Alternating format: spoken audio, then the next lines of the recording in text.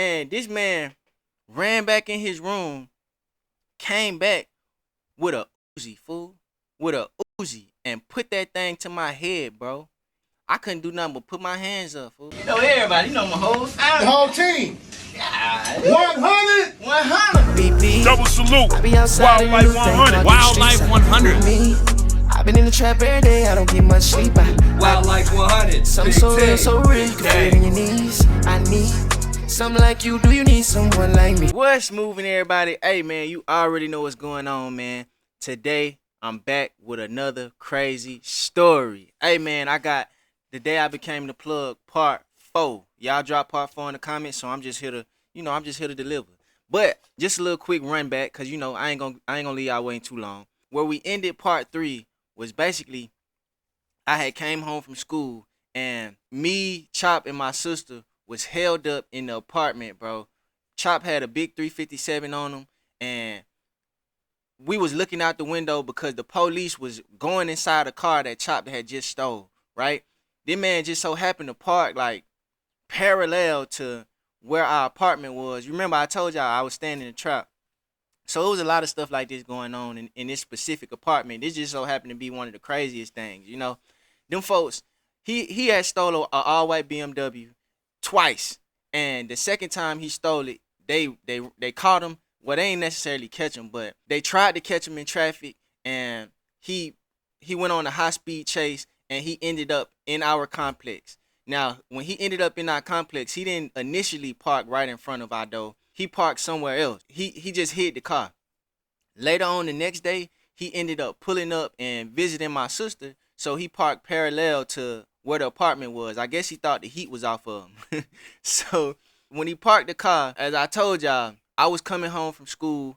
The bus had let me off. I'm walking home. As I'm walking home, I got to walk through the complex. As I'm walking through the complex, I pass the all-white BMW, and I see, first of all, I see a big white van that's parked next to the white BMW, and I see police all inside the white BMW, bruh. And I'm thinking to myself, like, damn, they look just like the car Chop had stole about two, 3 times. You know what I'm saying? So when I walked inside, remember I told y'all, I went upstairs to where my room was, and Chop was in the window with my sister with a big 357 looking like Malcolm X, peeking out the window, trying to figure out if these folk finna leave, if they finna come knock on the door, or whatever the case. You feel me?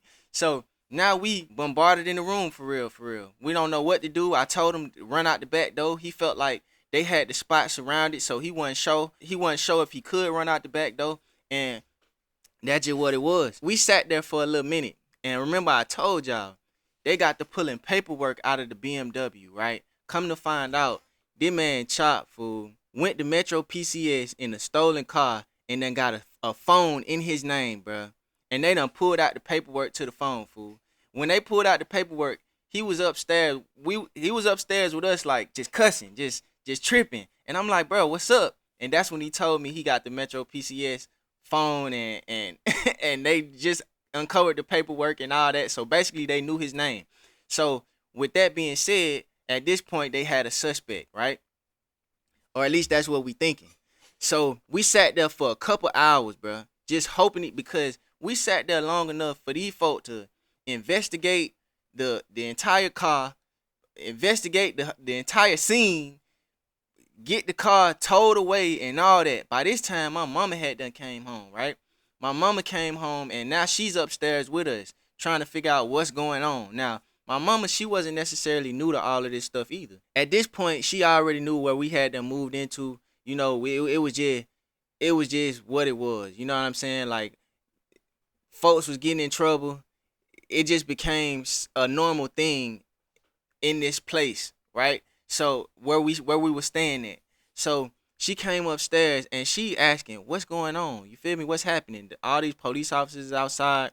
Chop, what are you doing in here with this gun? He basically gave her the rundown. So my mama, she always keep it gangster, right? So we all sitting there looking out the window. 30 minutes later, bro, maybe not even that long, we get a knock on the door. Default done. Now, in order to knock on our door, it's like a little patio. You gotta open the patio door and it's an enclosed patio, right? You open the patio door and it's a sliding door right there, cause everybody came through the back door instead of the front door. The front door we really treated like the back door, cause the front door looked like the back door. It's crazy. So we hear knocking on the sliding door downstairs. My mama go downstairs. When she go downstairs, I just so happen to go with her because I ain't want her to go by herself. You feel me? So she went downstairs, and lo and behold, guess who it was? It was the feds, fool. I'm talking about these folks. I don't know if it was the feds. I don't know if it was SWAT. I don't know what it was. All I know is these folks had on a full armor outfit, bro. All black. They had a whole bunch of straps everywhere. You know, they had zip ties everywhere, all type of stuff. You know, like the black team or something. And they held up a picture of my brother Chop, bro. I wish I still had the picture, bro. And it was a wholesome looking picture too. This man was sitting there smiling, you know, cause we all young, you feel me? We like 14, 15 years old. He was smiling all bright in the camera, and they held a picture up to my mama, and it was Chop. And they asked her, they said, do you know this person? And my mama was like, nah, I don't know him. So the officer was like, we done heard about him coming in and out this specific apartment, so I know you know who this person is. And my mama just kept it solid. Remember, I told y'all I went down there with her. So as I'm peeking around her waist, you know, I'm I'm kind of looking, you know, around her. The police said, "Hey, do you know this guy right here?" And my mama was like, "You can't question him. He's a minor." And my big mouth, bro. When she said that, I said, "Yeah," and I wouldn't tell you even if I did know. You know what I'm saying? Straight up on everything, bro. Like I done agitated them folks. You feel me? They was already agitated because my mama was sitting there standing up, and then these were some white guys. You know, y'all know how the white police is. They just be mad, bro. They be mad, especially when they dealing with who they feel like are ignorant black people. They be angry, fool. So, the black guys do too, but the white guys, it just be like, I don't know. They be feeling like the nerve of you to talk to me a certain type of way, or the nerve of you to tell me you don't know something when I know you know something. That's how they be acting, and that's how they came off, right? So my mama sitting there like, nah, we don't know nothing. My son don't know nothing. Y'all need to leave the premises. Y'all need to leave our apartment. We don't know anything. Do y'all have a warrant? They like, nah, we ain't got no warrant. She like, all right, well, y'all need to leave. So the whole time I'm mean mugging them from behind my mama back type. You feel me? So they tell my mama, they said, it's all right, we gonna see you later. And him right there, we can't wait till he hit 17. Straight like that, you feel me? So I'm like, damn. At that point in time, we was on their radar. The police, bruh. APD. Because at this point in time, they were in Sandy Springs and Roswell and all that. They were in the middle of changing from Atlanta to its own city of Sandy Springs, right? And I'm finna get to that, because when they changed, I'm talking about it was like they changed within this month or within this couple weeks, bro. When they changed, it got real. So fast forward, right? My mama, she kept it solid. We kept it solid. We went upstairs, kicked it, right? Later on that night, my mama, she decided to go to Quick Trip to go get us some slushies, right? Me, my sister, and her. Quick Trip was right down the street. Anybody know Exit 6 or anything like that, then y'all know Quick Trip is right down the street from I forgot the complex name, but it's right there. So she went to Quick Trip. She get the slushies, and we sitting there at the house waiting, and like it's been hours. She ain't came back. Now mind y'all, remember, I'm on punishment, so I can't go nowhere. I can't go see what's going on. You feel me? I ain't trying to make my mama mad. I ain't trying to sneak out of nothing anyway. You feel me? So I'm on punishment, so I just got to sit there and wait for her to come back. Me and my sister. Well, she wasn't on punishment. I was. But we both sitting there waiting. So as we're sitting there waiting, 1 hour passed. Then 2 hours passed. Then 3 hours passed. And then one of the Crips come to the house and say, hey, bruh, I just seen your mama get locked up there at the Quick Trip. Bruh, the same police officers that just came to the spot, then target her, caught her at the Quick Trip, cause I guess they posted around the complex. When they seen her dip out, they followed her, they tailed her. When they seen her go to the Quick Trip, they caught her for just on anything. I think they caught her for something simple like turn signal or just something. I don't remember. It was something worth her getting locked up for. And she got locked up, bro. They took her in and luckily she was able to sign herself out like the next day or like 2 days after or something like that. Cause I think it was on the weekend. Y'all know on the weekend it'd be a little harder to get out. So she was able to sign her own bond and get out eventually after missing a day of work or whatever like that. You know, they just at this point we on their radar. The police is on us. The police is not only on us, but they on this house because from what they was telling us about Chop, they like we know he frequents this house. We know what this house is. We know what y'all got going on. They just gave us the whole spiel because they wanted us to tell. So when my mama got out, well, first of all, we talked to her in jail. She ended up calling and she said everything was all right. It was the same police officer. She gave us the rundown. When she got out of jail, she basically was like, hey man, y'all stay low. These folks is got us on their radar now. We already stand in this trap house. Just stay low. Don't get in no trouble. Hey y'all, how long y'all think that lasted? You know what I'm saying? So look, check it, right? Fast forward, bro. Maybe and look, mind you, this whole time I'm still trying to get my little tree off. Now it's like the bloods is on me, you know, because one of they people done got hit up because of me. Now the police is on us. You know, now it's real hot at the stove. You feel me? So I'm really having to hand in hand with plays that I know, and I'm gonna get to that, bro. So so fast forward, right? Maybe a couple days later, my cousin come visit us, right? My cousin comes to visit us, and he parks his car in the same spot that my brother parked the 7 Series BMW at, right parallel from our door. So he parks the car, and we kick it, you know, for a little second or whatever. And as he's leaving our house to get back in his car, bro, the police pulled up on this man right there in front of our house, bro. Pulled up on him and caught him for simple possession, bro. Locked him up. I'm talking about at this point, we can't even leave the house, bro. And if we leave the house, we better make sure ain't nothing on us or whatever the case, because these folks is really watching our spot now, you know? Mind you, and that ain't even just necessarily our spot. We just stand there, you feel me? But they watching the traffic. They watching everybody that's coming in, coming out. The spot is hot right now, bro. Like, I can't even barely make no money at this point. You feel me? Like, imagine being a trapper and the police is really on you, like really watching your spot, bro. You gotta go all the way down the street or wherever else to handle your business, bro. It's just a total inconvenience. So when they ended up locking him up, they left his car there, right? I guess they did him that favor, because you know sometimes the police will tow your car. You feel me? Or they might not have even knew what car he got out of. I don't know for sure, but they end up leaving his car. So when they left his car, bro, my sister, she ended up taking it for a ride. Straight up, bro. And my cousin, bro, he was a scammer. He had all type of new clothes in the trunk, phones and all type of stuff in the car, bro. So my sister, she decided, hey, I think he might have left his keys or he might have gave us the keys when he got locked up. So he gave us the keys. My sister ended up taking a ride in the car. It wasn't nothing but like an older Nissan Altima or something like that. You know, nothing fancy or nothing. Just a little slider, you feel me?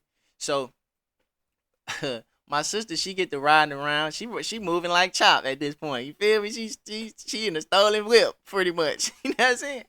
It just so happened to be our cousin. So she riding around, bro. And tell me why. As soon as she get to picking folks up, the police whooped her, bro. The police whooped her right outside the complex. Now, remember I told y'all, in the complex that we were staying in, it's a bunch of different complexes around, right?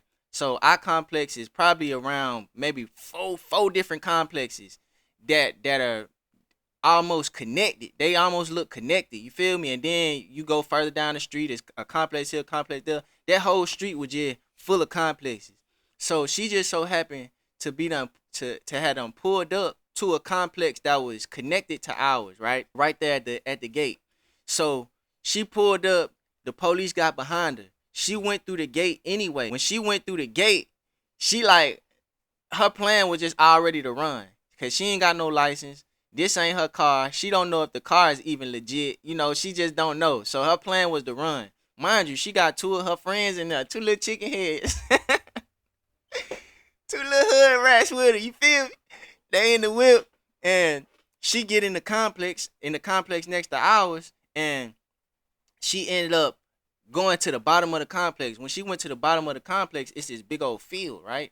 She get to the bottom of the complex and jump out the whip, bro. She jump out the whip and she just get to running. Everybody just get to running, bro. Now, this is around the time, remember I told y'all, yeah, Sandy Springs had them became its own city. So, at this point in time, bro, these folks had dirt bikes, four-wheelers, all type of stuff out there. So, when she hopped out the car, bro, and got to running, she got to running on the grass plane that I was telling y'all about. You know, she tried to get to this little spot down at the bottom of the complex because this grass area led to a cut that went to our complex. So she trying to make it to the cut, bro. As she's trying to make it to the cut, bro, it's four-wheelers and dirt bikes done pulled out, bro. I'm straight up, fool. Like, these folk done pulled out, like, trying to catch her on the dirt. Straight up. But these folk, listen. They must have called and knew she was gonna run from the jump because it was like the dirt bikes pulled up on perfect timing, right? So she ended up making it through the cut. When she made it through the cut, somebody ended up calling me, telling me, "Hey, bro, your sister out here running from the police." You hear me? And I was already in the complex that she was in. I just so happened to be on the other side. So when I get to walking, trying to go to where the cut, because I'm pretty sure she went through the cut. I'm trying to go to where the cut at. Bro, I get to walking towards the cut. Tell me why the police, bro, is in the grass area doing donuts in the four-wheeler, bro, waiting on somebody else to come through, bro. These folk were moving like cowboys, dog. You know what I'm saying? So when I seen that, the first thing I did was dip inside of one of the apartments. Now, y'all know how apartments be when it's a door that you can walk in and then it leads to other doors in that apartment. So we walked in that door and we basically closed the door and we looked out the window of that door. You know, the little vertical window or whatever. So we looking out the window and we just trying to wait until they leave, bro. Them folks is really outside, like spinning the block. You feel me? Four-wheelers and all. A helicopter came and everything. You know, like these folks really using our tax dollars for this. You know, like these folks really out here looking for some kids, bro, because they didn't feel like we done stole a car. They didn't feel like whatever. You know, I guess they were just, when I told you, when Sandy Springs became their own city, they just did a whole crackdown, you know, and all of these four-wheelers and all that stuff like that was just tools to war, you know. So I guess they were trying to show us that, hey, bro, this ain't where you want to be. You know, this ain't where you want to do crime at. This ain't what you want. So, bro, we stayed in that apartment. Luckily, the police didn't never walk inside that apartment or anything, like inside that door or anything. But we stayed right there for like an hour or two, bro, and watched these folks search the entire complex up and down looking for my sister, bro. When these folks finally left, we all dipped through the cut and got back to the spot. When I got back to the spot, my sister was giving me the whole rundown on what happened, how she dipped off and all that stuff like that. So, man, lo and behold, they ended up towing my cousin car, bro. So now this man locked up. Now his car done got towed. We supposed to be holding the car down. We ain't supposed to be driving it. This man car done got towed.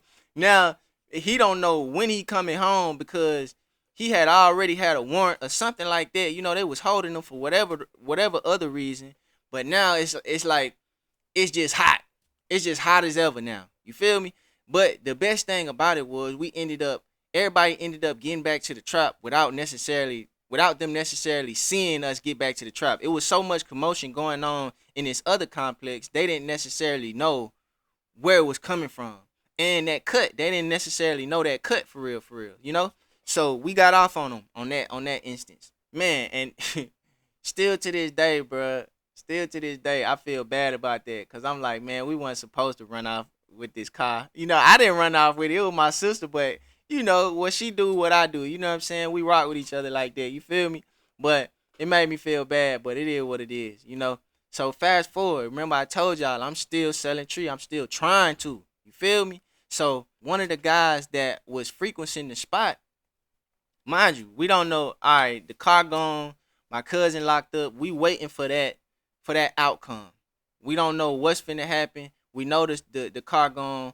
Ain't nobody back then. We didn't know how to call up information to see where the car was at or anything like that, or pay it out the tow yard, or whatever the case. Or it was probably because they needed his ID. Whoever the car was registered to, they probably needed his ID. I don't know. It was just so many different complications, and we were too young to understand how to get ourselves out of this situation. So we just let it be. You feel me? We waited till our cousin got out. We ain't end up seeing that man till months later. You feel me? He ended up doing a slick little bid. Fast forward, right? Remember I told y'all, I'm still trying to sell my little tree. Now, because it's hot at the spot, we done made it even hotter. Because it's hot at the spot, folks that frequent our trap wasn't really coming over as much as possible, right? So now it was this one guy, right? He ended up becoming a plug later. You know what I'm saying? He actually made it off the block. Shout out to Shouter. You know what I mean? I ain't gonna give too many names, politics and all that. He ended up making off the block. Matter of fact, it is what it is. Lil Chuck. Lil Chuck, he ended up making it off the block from being a block boy to becoming a plug later on. You feel me? We crossed paths later on, so I'm gonna get to that too. You know what I'm saying? But he ended up leaving the block, right? He ended up leaving the block because remember I told y'all the trap hot. We done made it real hot. He knowing I'm doing my thing, so he ended up giving me his phone. He like, hey, he had a little trap phone. You remember everything was a little trap phone back then. The little Metro PCSs was small and they ain't really have no screens and all that like that. Like, it wasn't really internet on the phones like that. So just about everything was a trap phone. But he had like a minute phone, trap phone. And he ended up giving me this phone because he like, hey, I'm not finna be in this area like that no more. So you just catch whatever plays that I would be missing. So I'm like, all right, bet. And this was pivotal to my come up also. So shout out to Shouter. You know what I'm saying? He gave me his phone and my trap booming again. You feel me? I'm just so happy to have to go to these folks. You feel me? Or meet these folks in certain areas or whatever like that. You remember? Because I had a nice little trap going, but remember I told y'all things started getting hot around the time I started getting popping on the block. You feel me? Like I was just a block boy. Like I didn't accumulate enough plays to just get rich or to just get all the way right, from the store. But I accumulated enough to buy school clothes and stuff like that. But with all this stuff going on, it was like, I got some drop-offs. People wasn't really trying to pull up the same because the police was harassing them and all that stuff like that. But when he gave me his phone, this just so happened to be full of people that were just around in the complex. I could walk to them, stuff like that. It was like a golden phone, bro, for that area. You know what I'm saying? So I started making my little rounds, right? So back then, bro, and this was a lesson I had to learn. Back then, fool, I used to wrap the tree and I didn't buy the baggies, right? Because I was cheap. I didn't buy the baggies. I just used to use garbage bags or Walmart bags, and I used to tie them up like that, real ugly stuff. You know what I'm saying? Sometimes I did the baggies when I felt like it. When I was going to the store, I did the baggies because I wanted them folk to kind of come on in. You feel me? But at this point, I wasn't really doing no baggies. That wasn't really something that I just always wanted to invest in. I knew I had to when I was at the store because, marketing is everything. I'm pulling these folks in for the first time. So at this point, I stopped using the little baggies and I'm just using plastic bags and tying them up. Now, sometimes when I use those little plastic bags and tie them up, they would get holes in them, right? So I would double bag them. You feel me? I would put some tree in it, tie it up, then get another bag and tie it up, and it'll be a little bag about this big. You feel me? But I double bag it just so they won't lose nothing. I just so happen to have this one play that came from Chuck phone. That his name was Jersey. I guess because he was from Jersey, he was real aggressive too. You feel me? But I ain't never really crossed paths with him in a negative way because I just served that man and I kept it pushing, right? So one day in particular, um, he called me and he wanted something small. You feel me? Like a 3.5 or a 7 or something like that. I don't know. It wasn't nothing major. So I ended up wrapping it up in a little Walmart bag. I tore off a piece of Walmart bag, wrapped it up in a little bow. I noticed it had a little hole in it though. So I wrapped it up again. I tore off another little piece of the bag and wrapped it up again, right? So now it's double bag. So I went over there and I served him. He gave me the little money. Everything was cool. Now, mind you, this guy, like I told you, he from Jersey. He's always aggressive, so he don't smile. He don't say nothing to me when I serve him or anything like that. I didn't look at this as no different, right? So I get back to the house and I'm kicking it. I'm catching my other plays or whatever. Later on that night, one of the Crips had came over to the spot and he was like, "Hey, bruh, I just got off the phone with Jersey. He said he want to talk to you." So I'm like, "All right, bet." I'm thinking he might want some more tree or something. I ain't tripping. Him wanting to talk to me didn't seem strange, but it did seem strange to an extent. But at the same time, it was one of the Crips that was vouching for him for me to go over there. So I thought everything was cool. I'm like, all right, bet. So he walked with me over there. He came to the house. He walked with me over there because his house was like 3 or 4 buildings over, in the same complex. So we walked over there. And when I walked over there, it was like, first of all, I got the other Crip with me. I ain't gonna say no name. He probably don't want me to say his name. But I got this other Crip with me. And he just so happened to be cool with Shawty, I guess. We walk in the spot and I noticed that the other Crip, he kind of leaned back. Like, he kind of take a couple steps back when we walk in the house.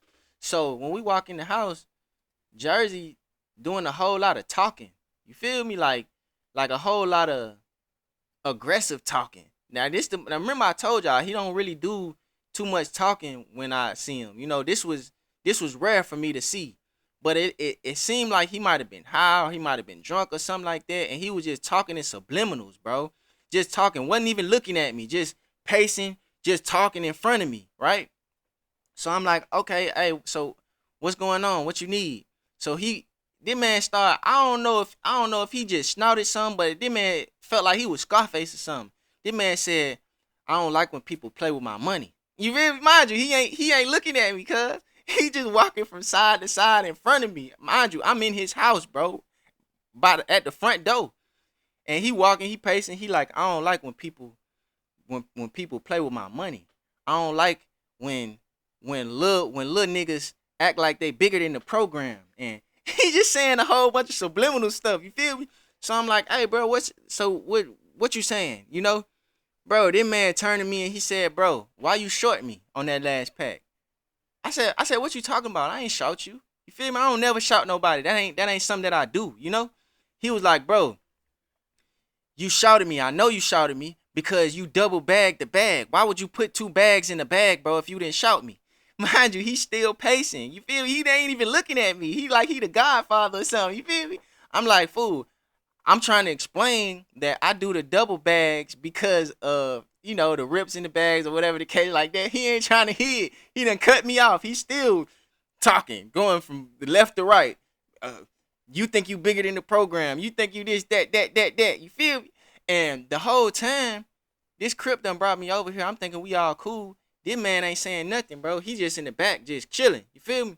So, Jersey finally look up and he buck his chest at me like he his chest hit my chest type situation. You feel me? So I back a little bit, because mind you, this is a 30-some-year-old man. I'm like 14, 15 years old. You feel me? I don't know what's going on here. I'm still a little confused. I'm confused because it's like, all right, Shawty brought me here. We supposed to be cool. This guy, I know I ain't shot this guy. I don't know. I'm in this man's house. I ain't got my scrap on me. I don't know what's going on at this point. You feel me? And this led to me carrying from that point on to forever. You know what I'm saying? But we gonna get to that. So he bumped chest with me, and I'm like, bro, what's your problem, fool? And this man ran back in his room, came back with a Uzi, fool, with a Uzi, and put that thing to my head, bro, and said, "You want to short people? I'm finna teach you something." Straight like that, fool. On that thing. Hey, but you already know, man. We in this man's house. I don't know what to do. I'm confused. You feel me? I ain't never been in this situation. Well, I done had somebody pull down on me before, but never in such a vulnerable situation. You know, this was kind of crazy. You feel me? And especially not with this type of arsenal, this close. All this, it was just a wild situation. I'm just sitting there confused, and I couldn't do nothing but put my hands up, fool. You know what I'm saying? I put my hands up. He didn't, you know. But look. I don't want to get too far into the story, bro.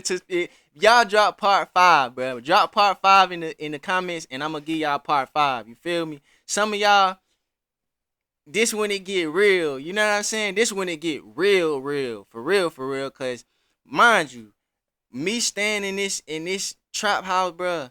The things that I have been subject to have really been making me who I am today. For real. You know, in certain regards, because it's like, bro, these folk were really having too much going on, and I'm just all the way in the middle of it. You know what I'm saying? I'm really having to use my discernment, and I'm really having to figure certain things out in the moment because stuff is just hitting me so fast. You feel me? But one thing I ain't never been is no punk. You feel what I'm saying? So drop part 5 in the comments, man, if y'all want part 5, man, and I'm gonna give y'all that. You know what I'm saying? But hey, man, make sure y'all like, share, subscribe, and until next time, man. 100.